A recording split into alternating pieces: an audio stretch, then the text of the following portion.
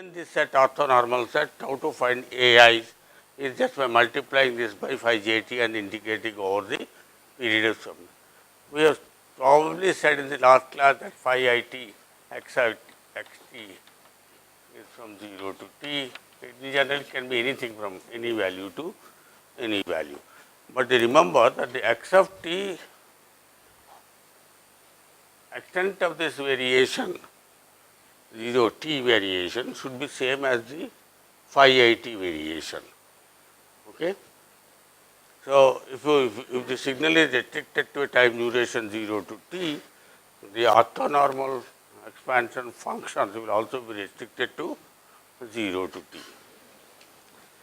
And I also said that there is no unique set of orthonormal functions. You can generate empty number of orthonormal functions within the time 0 to t and then expand it given x of t in terms of the appropriate AIs corresponding to a given set.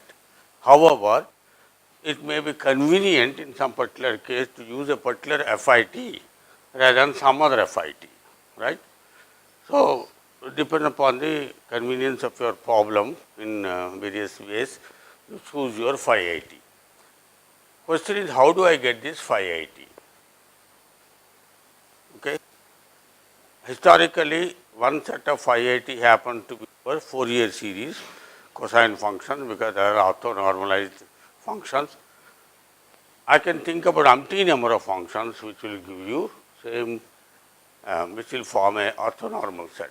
So, for example, if I have a signal set S1t, SNT,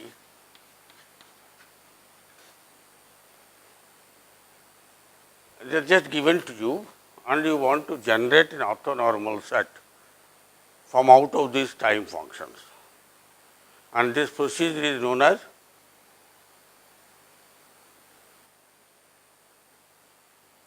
you have done it.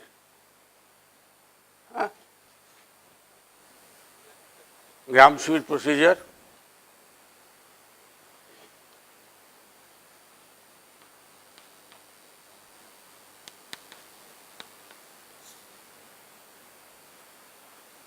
So, given a set of functions, you convert them into an orthonormal set by using the Gram-Schmidt procedure, which just for very quickly, if you recollect, the condition is S1t, all of them must be finite energy signals.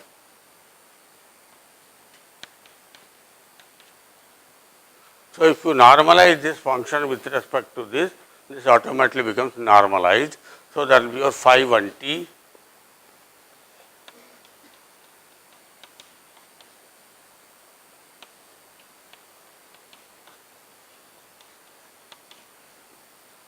right. Now, this phi 1 must be now orthogonal to S2t and also by itself it should be normalized. So, you form a new function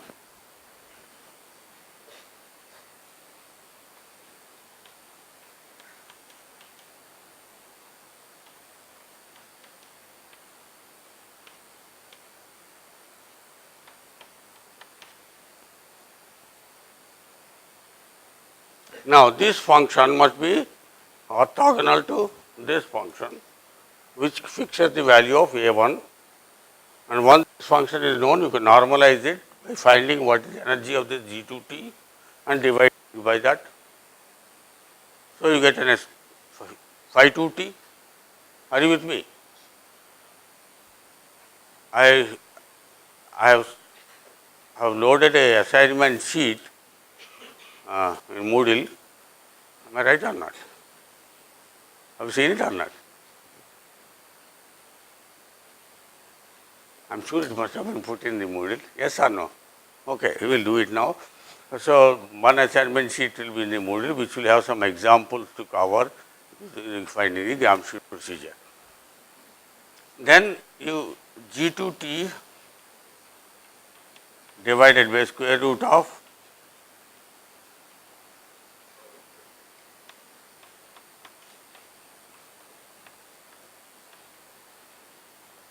will be the phi 2t. You know the moral of the story now. Then you take the phi 2t now and phi 1t and form a G3t, which is a linear combination of S3t and A1 times phi 1t and A2 times phi 2t, and find out A1 and A2 such that that function is orthogonal to both phi 1 and phi 2, and also normalize it, and normalize the value then becomes phi 3t. So on and so forth you build up. So given a set of S1 to Sn, you can always build up a orthonormal set phi 1 to phi capital N. If by chance these functions are not independent set, then what happens? You are given n number of functions and you are supposed to find an orthonormal set. Then you will find that some of these functions are linear combination of the other functions. So they are not independent set. So some of them will be a linear combination of this. So only a lesser number than this will form the independent set. And whenever you are doing this phi 1, phi 2, phi 3, the assumption is that this phi 1, phi 2, phi n are independent set. Okay. So after doing this, the AIs you get are just some numbers. In general, it can be a complex number, provided phi's are also complex. So you can expand maybe in some complex function in terms of orthonormal complex functions, and the coefficient then will be complex functions. The difference that comes with respect to real and complex will be when you find out this,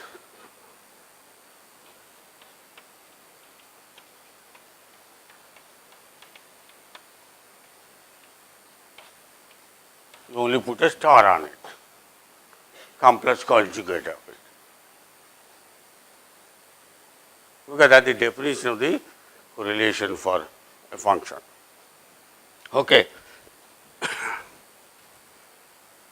So what is the end product of this? End product of this is a continuous time signal x of t. I have converted them into a set of numbers, and the numbers are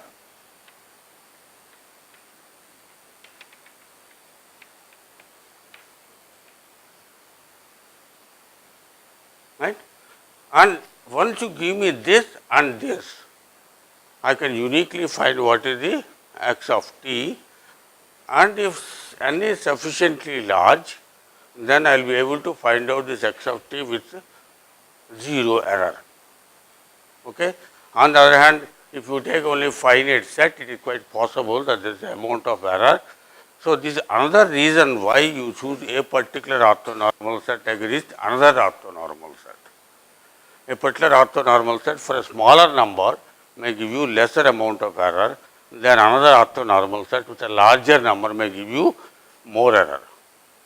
So another reason for choosing a particular orthonormal set, one is convenience and other is the for finite number of terms, which gives you the least amount of error in the expansion.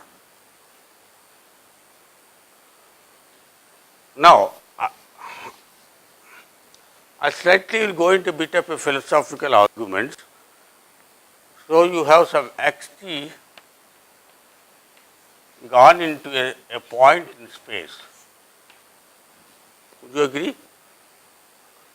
Because if, for example, 3 dimensions, if you take n as equal to 3, is a 3-dimensional space, and those 3 numbers which you have S1, x1, x2, x3 in the 3-dimensional space will form a point in the 3-dimensional space.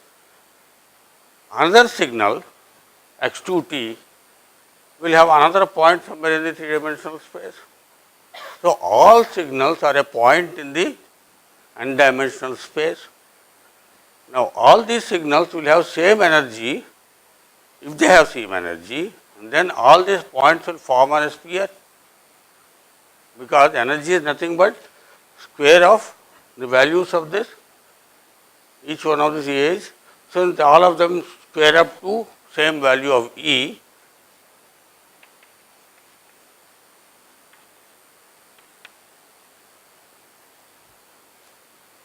For all the signals, say Ej, is equal to AJI square.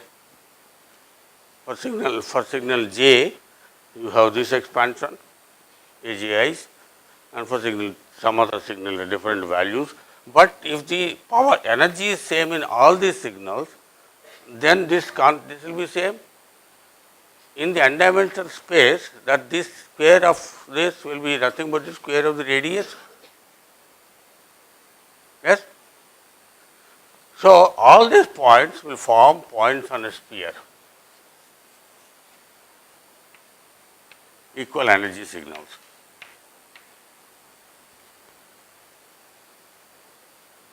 Okay.